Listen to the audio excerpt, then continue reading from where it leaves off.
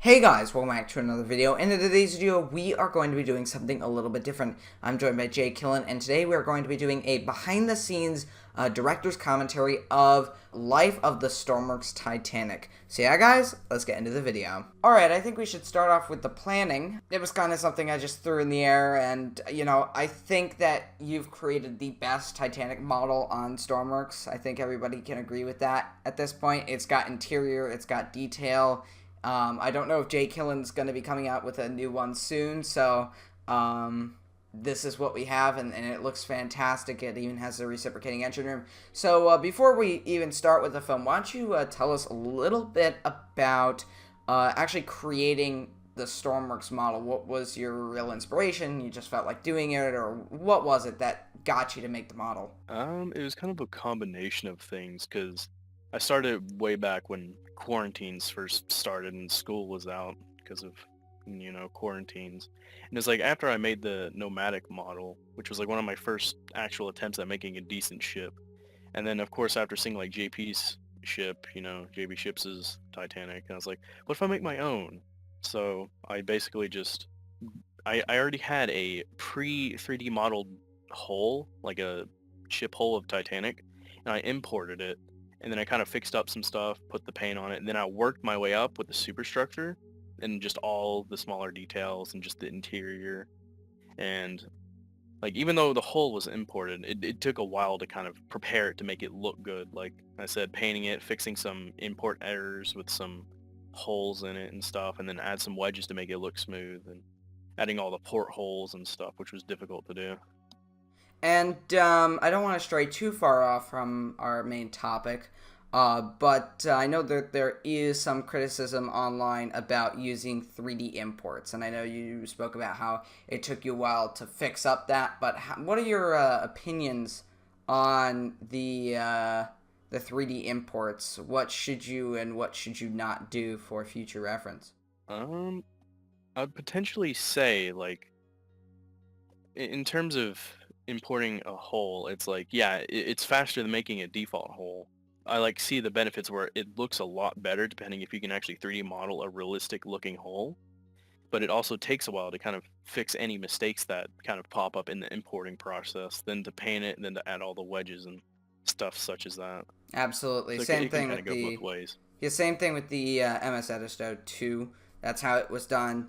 It was actually the first and only JNR ship to be 3D imported, and I think your hull turned out really well. I mean, you can see it in the film, those beautiful curves, and the way that it was just done, it works. And you have the lights, you have the interiors, as you mentioned, you have all of the mechanics and the logic nodes and whatnot that are all making it work and run. And sadly, due to a Stormworks performance in the game engine, it causes it to lag to the point where some people can't play it. So that's another reason why I wanted to create this film, just to showcase the ship itself, because I mean the ship is the main character in the story.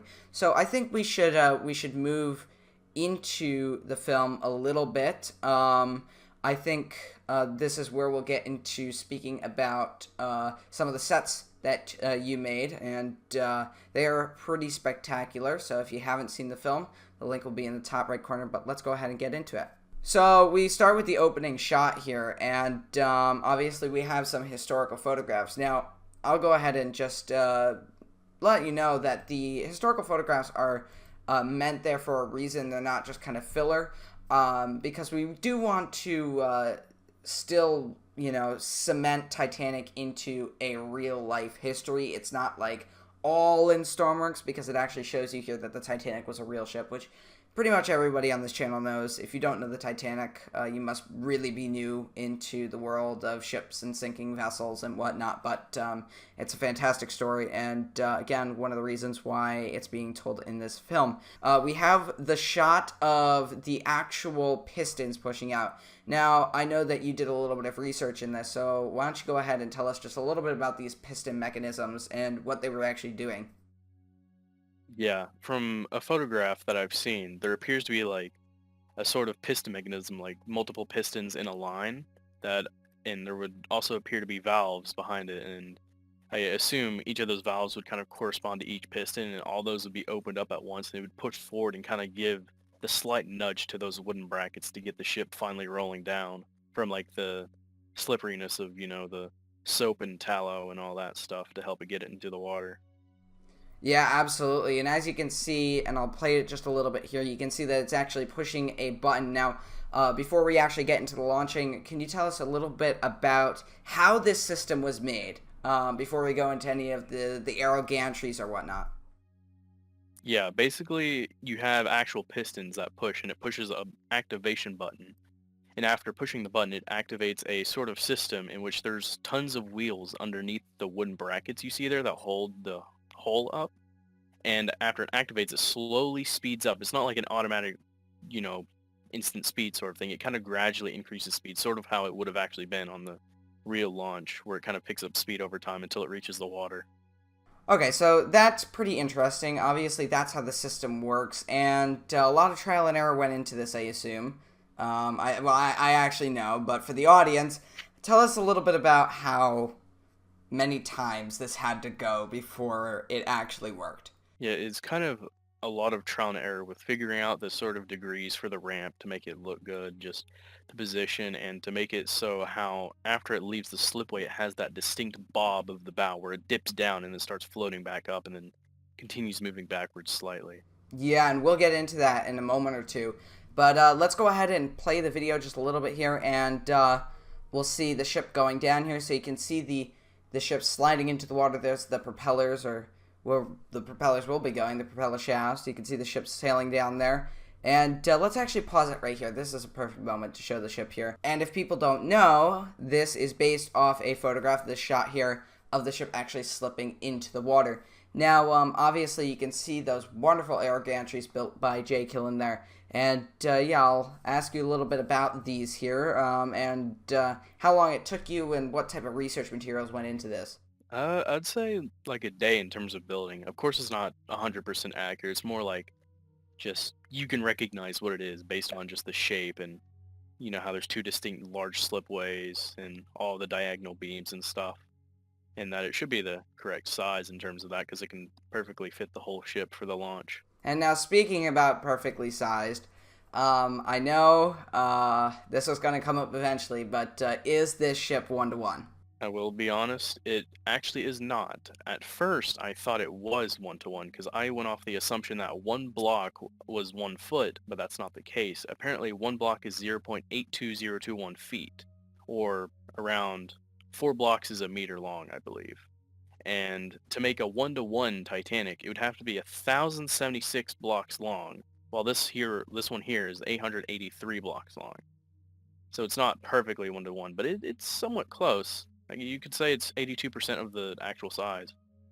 Yeah, and once again, a wonderful shot here. You can actually see just in the background there the faint outline and the faint windows there of two buildings, and those are based off reference material that we had, which were just general photographs and things like that. But yeah, a lot of little things went into the launching sequence, even though it's a very short sequence. A lot of little things went in to actually make it look pretty good. So let's go ahead and move forward. So as we move forward here, we're going to see the bobbing action very soon. You can see as the ship slides into the water there, it's actually going to bob in a second. So here it comes, and here we have the text popping up. Now, the reason I didn't have the text at the beginning is kind of to introduce the viewer into the world that the ship is being launched in. And that is not the real world. This is Stormworks. So we kind of want to show the ship and a few angles, introduce them by using some voiceover, and then get the music flowing and launch the ship. And once it hits the water, that's the birth of the ship. It's its birthday, essentially, and that's why the video was uploaded on May 31st. And we're going to continue here, and you're going to see the bob there. And while we see that bob there, why don't you go into some detail about the bob itself? Because we actually went through a lot of trial and error to get that to work, right? So if you look at footage of the Olympic launch, for example, since I believe the footage for Titanic was lost, but since Olympic was practically identical, it would have been the same way. And how when Olympic left the slipway, you could see the bow just kind of drop down and bounce back up as it's kind of, buoyant after it hits the water. And to kind of get that system, it's sort of hard to describe, since in some cases the ship would drop too far and the keel would hit the bed of the slipway. So the tracks extend further than the actual base.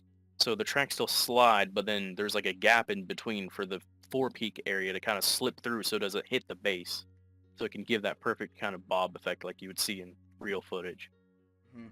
And it's wonderfully done here. And the one small issue that we had was momentum. You can see the ship doesn't travel very far, and that's why it just kind of fades out like this, kind of to hide that. And now we're moving into Chapter 1. Now, I chose chapters because it just seemed more fitting with the ship's life, basically, its timeline.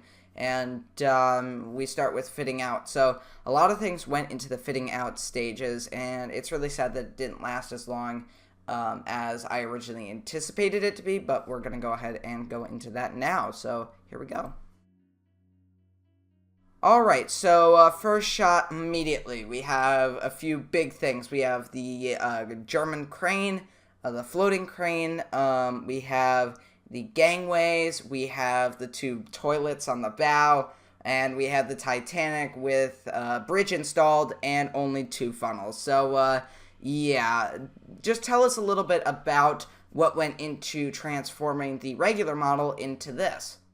In a way, it was actually kind of similar to how the ship was actually built. First, I kind of just gutted all of the interior, and just over time, like as the model progressed, I added those changes. But obviously, for the finished product, I just used the normal finished one that we've had previously. Which, like with this one, with the fitting out one, it's basically just changing a few of the colors, adding the bridge and those details, adding the two funnels, just details like that. Yeah. And basically, nothing progresses at all physically in these shots. These are just cinematic shots to show things happening, like this guy folding his arms. You can see a worker on the deck there. Again, the crane on the one side, the crane kind of hovering over the ship a little bit, as well as the two-funneled ship. And now we transition into this version of the vessel. Now, this is technically the current version. It has the interior, it has all the detailings and fittings, but there's one thing that is different about this model, and I think you can tell us about it, 𝐒𝐿. I would assume it's going to be that port list that's Yes. present on the original model. So why don't you go into some detail about that port list? How was it made on the model, and how was it removed? So there's one compartment on the side of the ship where it's actually above, I think it's above where the coal bunker was, because obviously on the real ship, on the day of the sinking, and from that initial kind of smoldering coals that were in that coal bunker, they had to move coal around, and it displaced the ship a little bit, so it had an initial 2 to 3 degree port list. And I kind of recreated that, because for the sinking, I wanted that to be there to keep it realistic. So I made a small compartment above where all that coal would have been placed, and I just had it where it spawns with water, and I kind of measured it just to make sure it's that exact 2 to 3 degree port list. Mm-hmm. And it's wonderfully done here. You can see the ship is sitting level, and it's a little lower in the water than I think both of us wanted, but it works. So let's go ahead and move forward here. So we move into Chapter 2, Sea Trials. So we're going to open up with these propellers moving. Now, this is the first time you see the props moving. Now, the props are a big, player in the film because they move the vessel. Without them, the ship does not move. So, as you can see, they begin to rotate here. And then we have this nice opening shot. Now, a lot of people will recognize this from the recent coal fire photos, which are really just a smudge on the camera.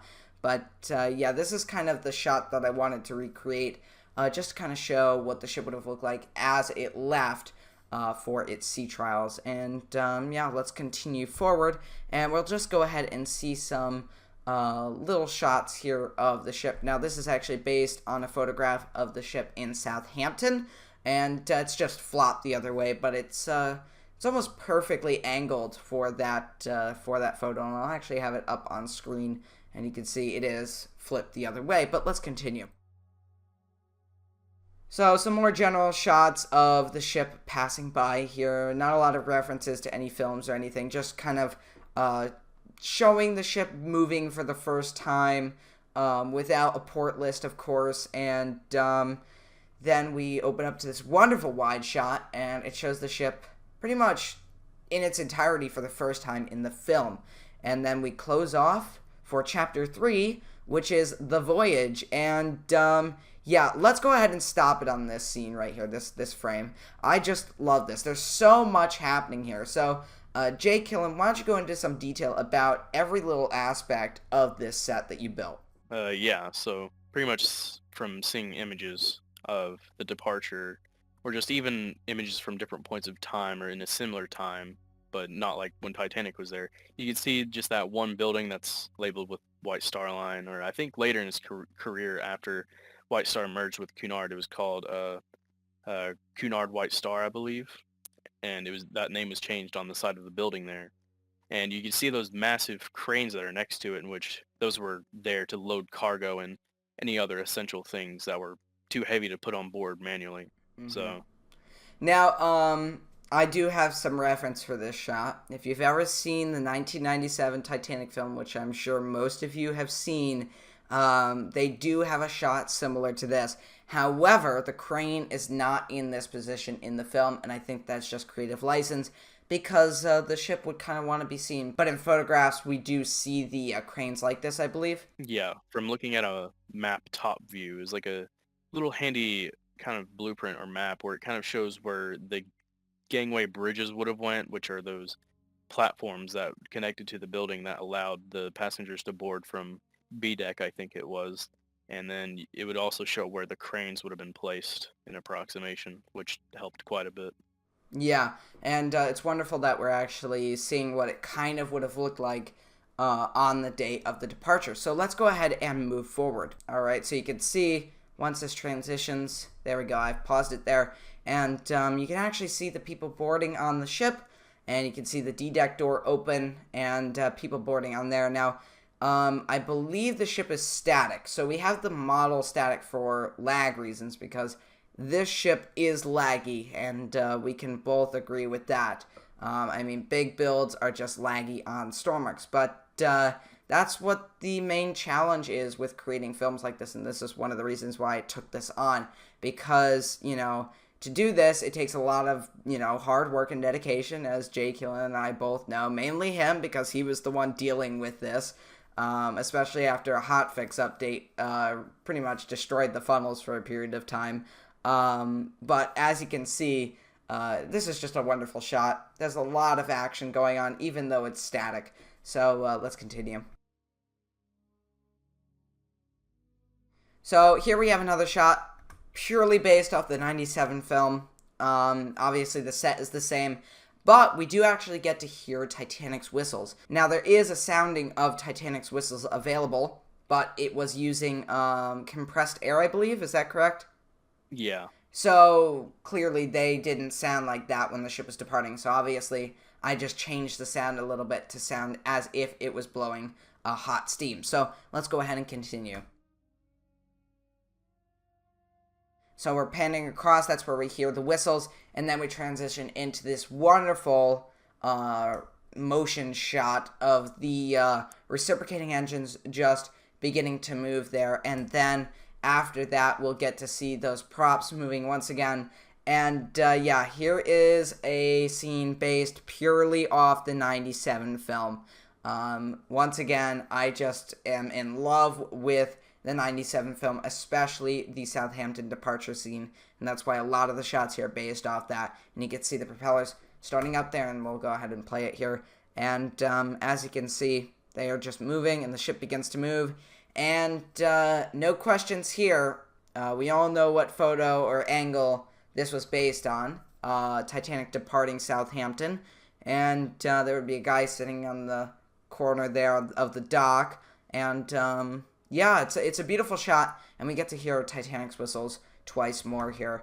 And there we go. So, yep, Titanic leaves, and a wonderful shot of it passing by here, just showing the massive scale of Titanic. Nowadays, cruise ships dwarf Titanic size, but it's magnificent to see it here. And then, finally, Titanic is leaving, and will not return to Southampton ever again because it sank, of course. But there it goes.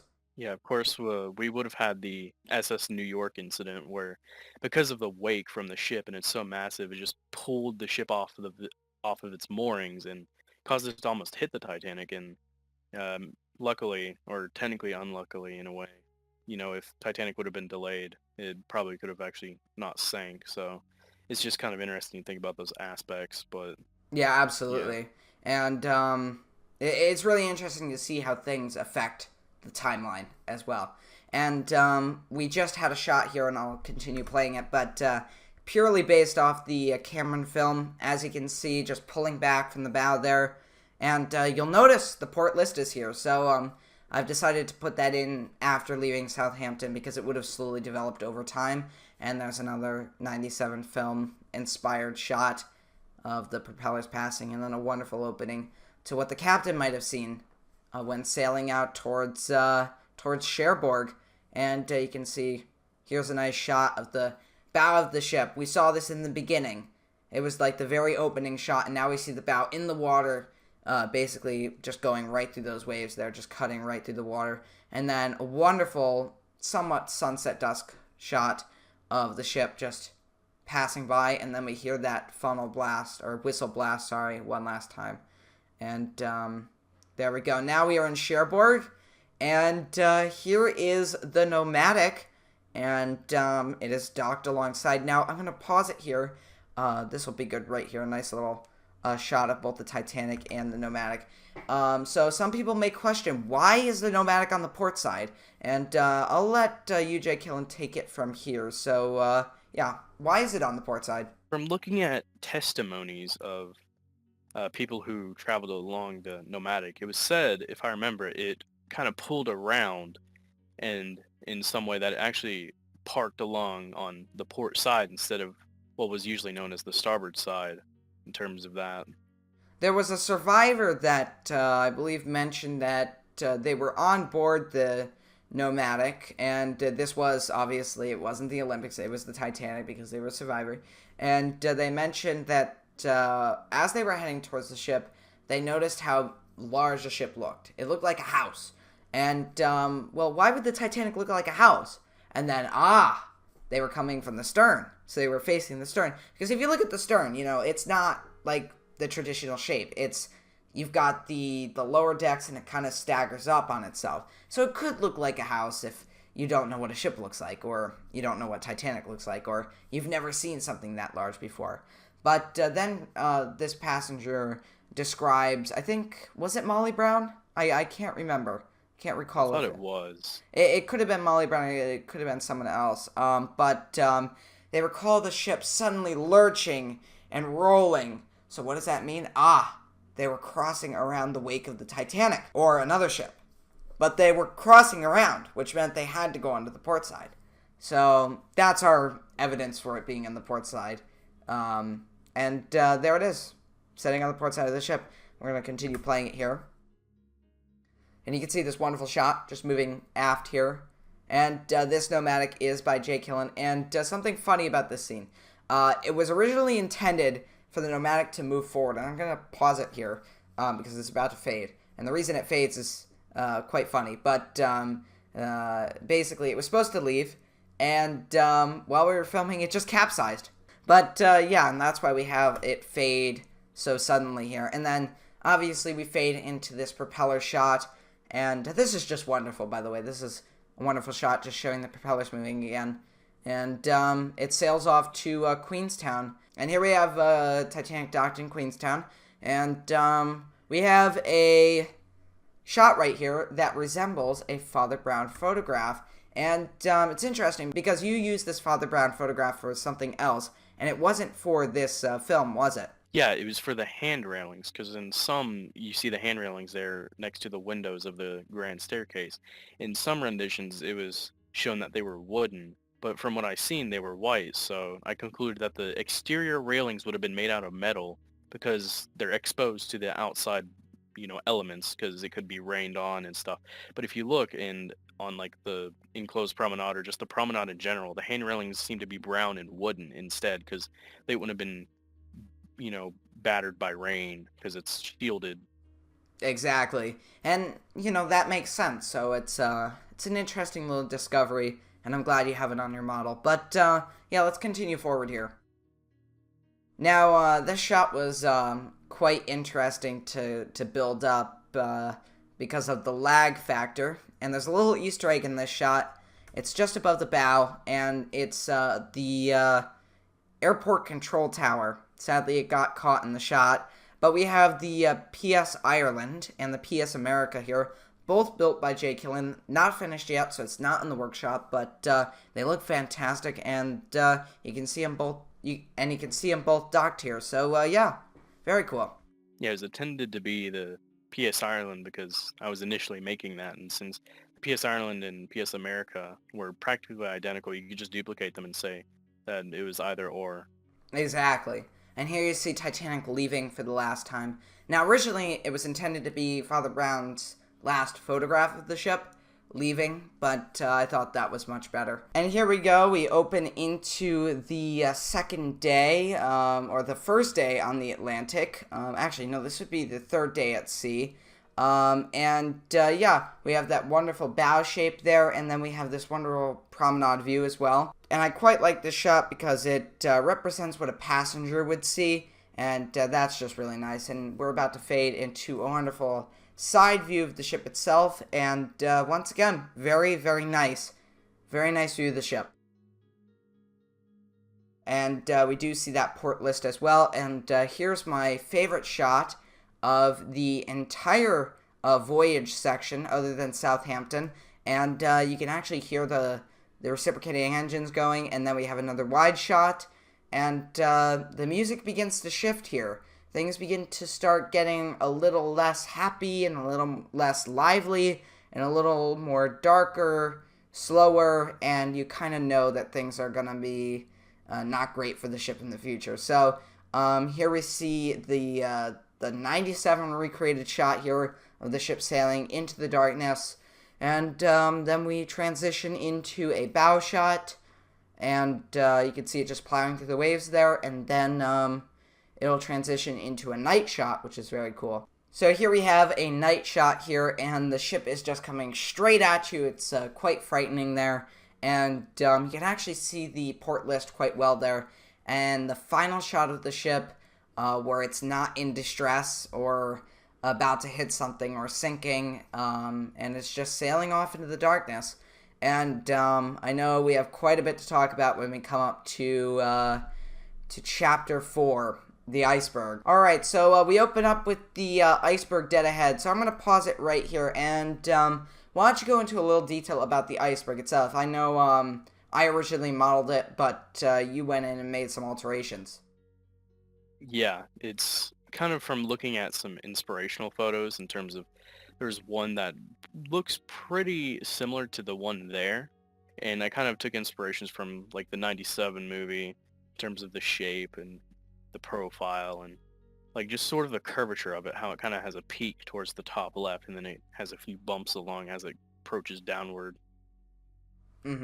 And yeah, you can see how well that's done because it looks really convincing. So let's move forward. Now, you can see that you are actually playing Murdoch here. You're running towards the telegraph. You are activating the telegraph and moving it to stop. Then you have the propellers beginning to slow down. Here you can just barely see them beginning to slow down. The rudder turned over, the ship beginning to turn, and this is just a really amazing shot here. We have a view kind of looking at the crow's nest, the bow, and then the iceberg itself, and then we transition into the shot of the ship passing the iceberg just barely, and then suddenly you have your collision, and you can actually see chunks of the iceberg being ripped off the ship. And something interesting about what happened after was the ship began to basically angle over to the starboard side, and luckily we were able to edit that out. So do you know why the ship actually angled over to the starboard side, or I think you could better explain it than I would. I think it's sort of the physics aspect because it's kind of pushing her along, and I guess from the position of just the ice chunks coming off, it just kind of pushed it downward, causing it to try and roll over to the starboard side. And obviously you see that in the very end of the shot where it begins to kind of list over to the starboard side. And yeah, there it goes. But here we have a wonderful opening shot of the boiler room scene. So I've paused it here. And before we even talk about what's happening, why don't you go into some detail about how this effect was created, how the room was built, and what reference material you used and what historical aspects you used to create this scene. So I basically went into the original model that has the boiler rooms, and I just ripped out the two boiler rooms and only that part because that wasn't needed, just to sort of help with that lag aspect since we were using multiplayer for this, and to sort of create the effect for like the water just cascading and like kind of coming in sequence is a ton of little doors that I made that open in sequence that blasts water and it looks like it's blasting through into the ship, and which really gives it a nice effect. Yeah, it's almost like the 1997 movie set because once that room begins to fill, you can't empty it out, so you have to keep respawning the mission over and over.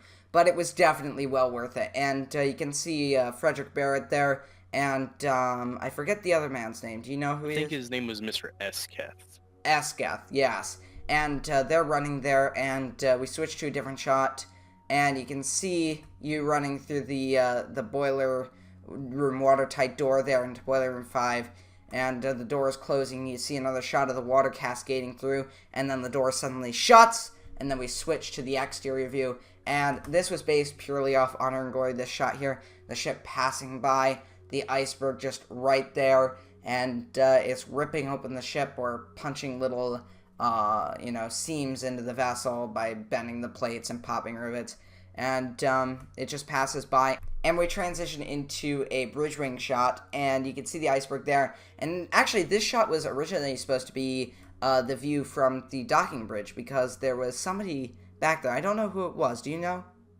Yeah, it was Quartermaster Rowe. He was there on the docking bridge, and as it hit, he actually stepped back a few feet because he thought that the iceberg was going to tear off the docking bridge, because you know how the docking bridge kind of extends out from the hull by a few feet. And that must have been quite frightening, but that was the original idea. But I went for another 1997 style shot where you see the bridge wing there, and that's where the captain would have stuck his head out and looked. But let's move forward into the last chapter, chapter 5, the sinking. So this is going to be a big one. And we first see the ship completely level. It doesn't even have a list. And then we see boiler room number 6. We have Thomas Andrews going down. And I'm going to pause it right here because I want you to talk a little bit about what you learned when basically researching what he did and what he saw. So yeah, why don't you speak about that a little bit? Yeah, so if I remember, he first went and inspected towards the front areas. I think the boiler rooms were the last rooms inspected. I'm not entirely sure, but from what I remember, he first inspected the mail hold, and from what he actually saw, according to the other testimonies, because obviously Mr. Andrews unfortunately froze and he didn't survive the sinking, but it was said that they saw the mail clerks going up the steps trying to bring the bags of mail from the flooding mailroom down below, and that the water was slowly coming up the steps as it was starting to flood. And then he made his way back towards the boiler room, which was boiler room 6. He saw the water slowly rushing. It was like 15 feet deep, I would say, at this point.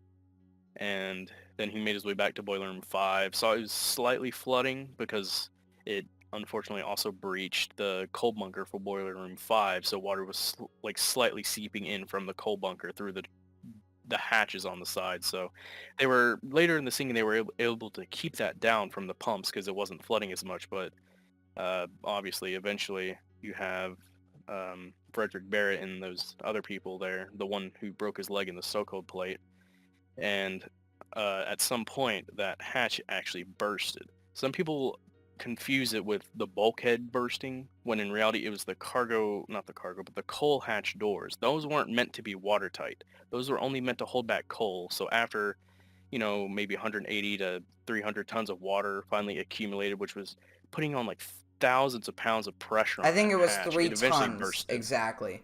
3 tons of Yeah. pressure against that door, and it just gave way. Quite interesting. Let's go ahead and continue, and we're actually going to see Thomas Andrews in boiler room number 5. Now, this has changed on the model, and it's now updated on the workshop, but the coal bunker door and some of the plating for that bulkhead on the side can now give way, and water can flood through that area. And here we have the ship sinking here with some voice narration, as well as the 19 it's the 1958, but it's the A Night to Remember audio playing as well. And we have some more shots here, and now you're starting to realize at this point the ship is really going down. If you haven't already, if you haven't seen the water below, this will give you a sign. The ship has listed from port now to starboard. It's past that even keel point, and it actually passes the even keel, I believe, 3 times in the sinking. I think port to starboard, starboard to port, and then port back to even keel, and it drops, I believe. Am I right about that? Yeah, pretty much. In which, like here you notice how it's said it's at a starboard list. And just kind of inferring, if you look at the blueprints or just know how the cargo holds, the forward 3 cargo holds were, there was a fireman's passage tunnel which divided the cargo hold slightly, so water first filled in on that side, and then as it began to spill over to the other side, that's when it kind of equalized out. So that's why there's that initial 5-degree starboard list within the first 5 to 10 minutes of the sinking. And what's scary to think about is that there was that original 2 to 3 degree port list, and this is overcoming that, and even with that, it's at 5 degrees.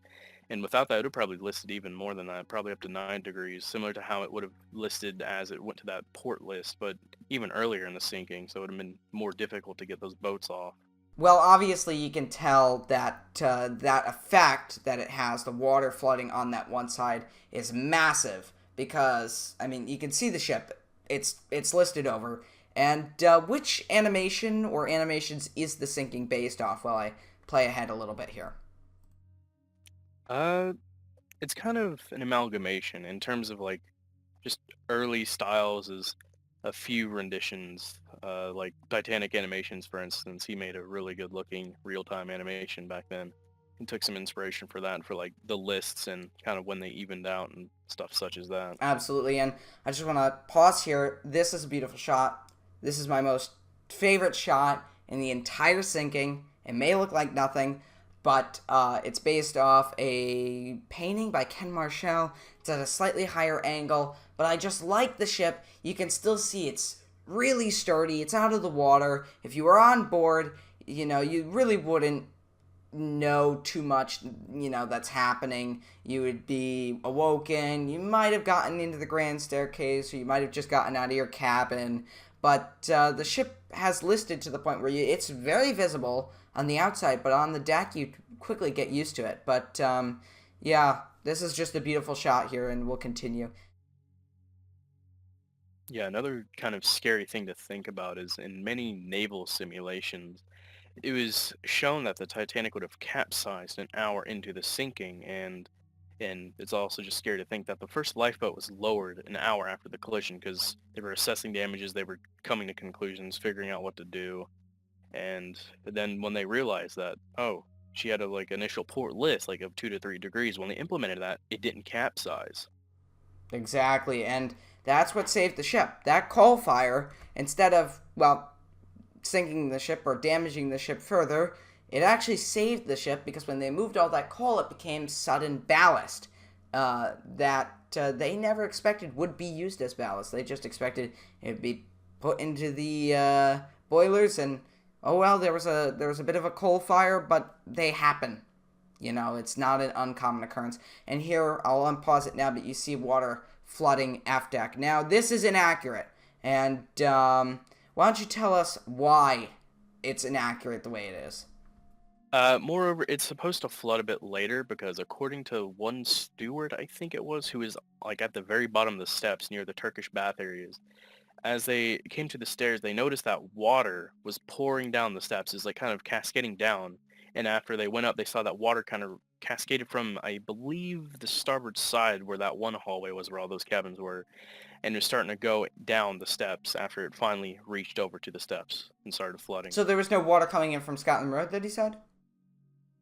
I don't think it was still at that initial starboard list, Very so water was interesting. more over on that side. I can't remember. Yeah, so it didn't flood up Yeah. naturally through Aft Deck and then onto Scotland Road and whatnot. And it was actually flooding down. It was an interesting scenario. The water was actually creating air pockets, and it would just flood down from these air pockets. However, there's a Curiosity documentary out there. I think it was their first ever documentary they made under the name Curiosity, or however they did their thing. But it was called Inside Titanic, and there's a lot of flooding down the decks from decks above, and that's just untrue. The only instance of that was on F deck and in the boiler rooms. So we're actually going to get to a boiler room scene, and this is one of the reasons why the boiler rooms flooded over, because the water flooded up out onto Scotland Road and then down through Scotland Road into these doors and down into the boiler rooms.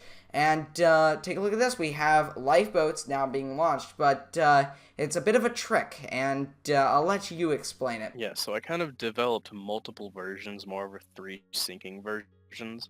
You have one that has all the lifeboats there, and then you have a middle one where I based it off of the time at around 125 to 130, which was like the midpoint of the sinking, where some of them, like I'd say half of them were gone, but then some were still being prepped and lowered and stuff such as that. Then you have the one where all the lifeboats are gone except for the forward 2 collapsibles, which were sort of the last, resort efforts for many people to try and survive. But unfortunately, there wouldn't have been enough room. And if you notice, it's very hard to see, but the D-deck door is open. It does take a close, sharp eye to see that it is slightly open in this shot, but we quickly fade away into pretty much the shot that identifies the end, really. I think there's a lot of shots that could do that, but this is the one. This is the one that I decided to be the one. Once the water comes over a deck, I think that's it. I think that's the moment that passengers really realize, whoa, that water's much closer than we thought, and that ship's sinking. Because I think any person on the ship at that point would realize, hey, this is not good anymore. There's water below. I can see it. Not only can I see it from the inside, it's a whole different thing to see it on the outside flooding over a once dry deck. So we'll move forward here, and you can see the water just starting to lap on that deck. It's very eerie, but we don't see the green lights quite yet. And here we have an interior flooding shot of the reception room. And based off Honor and Glory, of course, obviously, this is kind of what I wanted to film. I wanted to film the reception room flooding, and this is all happening on the big ship. So it's not just little sets like the boiler room. And now we're on the big, obviously the big ship here, and it's going down, and this is actually the same model used to show the reception room flooding, but you can see the collapsibles are now down on the deck, and one is overturned, and I think it's a little too early for it to be overturned. I might be wrong. Do you know? I think they were pushed over right as the boat deck was flooding. Yeah, so this So is a little too it's early. a little bit early, but yeah. Yeah, but it still works. I mean, I was the only one in here during this. This was done on a single player server. The only sequence done in multiplayer was obviously the Iceberg collision. We tried everything else before, and parts weren't loading in properly. Pieces weren't coming together well. There was a lot of errors. Funnels were capsizing. It wasn't great. So we obviously made a decision, and I just went in and filmed them by myself. And luckily, they came out pretty good, at least to me. And then we have this fade into the ship's final moments, and things start to get quite crazy from here. So here's a shot, just a complete unique shot here, just of the water starting to come on to the port side boat deck. And this is really the end. And here is a big talking point. If you see, the ship rolls back to an even keel. We spoke about it rolling to an even keel a few times. But, yeah, why don't you speak about the ship rolling back to an even keel? How do you think it happened in real life, and how do you get it done in the game? Because it's an interesting way that it's done here, because it has to happen so quickly. Yeah, in the real sinking, passengers noted that it seemed to rise up out of the water slightly, and that it also rolled back to an even keel, according to one testimony where it actually stated that it rolled back to an even keel, like directly. And I would assume the way or the reason why it happened is just more over the physics aspect, because I would assume as the ship became more like it became less top heavy rather, and more rooms were flooded by that point.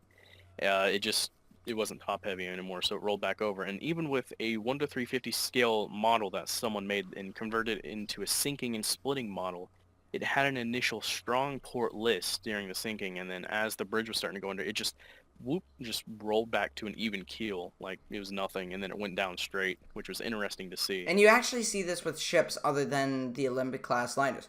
You see this with if you look up a video of a ship being scuttled or being sunk as a reef, a few of those ships that you'll see just roll back to an even keel and then they just drop. Even if they're sinking, basically just flat down, no forward or aft list, it will kind of bob to one side, bob to the other side, roll to an even keel, and just plunge under.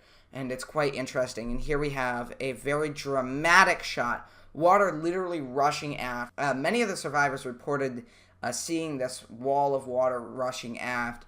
And that's what it was, the ship rolling back to an even keel. And this is really fast. This thing is really going down. You see the funnel collapsing. And the water's already over the grand staircase dome. And here we have the breakup. The lights go out, the main lights. Then the emergency lights begin to flicker. And then they just, they go out in the bow. And then they slowly fade out at the stern. And it falls back. The funnels fall. And I'm going to pause it right here because I know you have a lot to talk about when it comes to the breakup. So I'll let you take it away.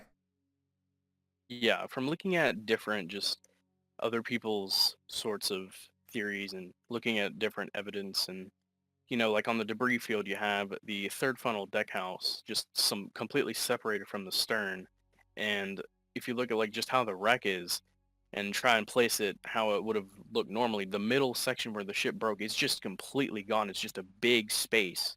So I just kind of made it where it just falls apart in the middle sections, but then you have that third funnel deck house that sort of stays on and hangs on, and then it just eventually detaches, and that's how you get that third funnel deck house section that's on the wreck. And yeah, we're about to see it here. And one interesting thing, you've discovered something with your model.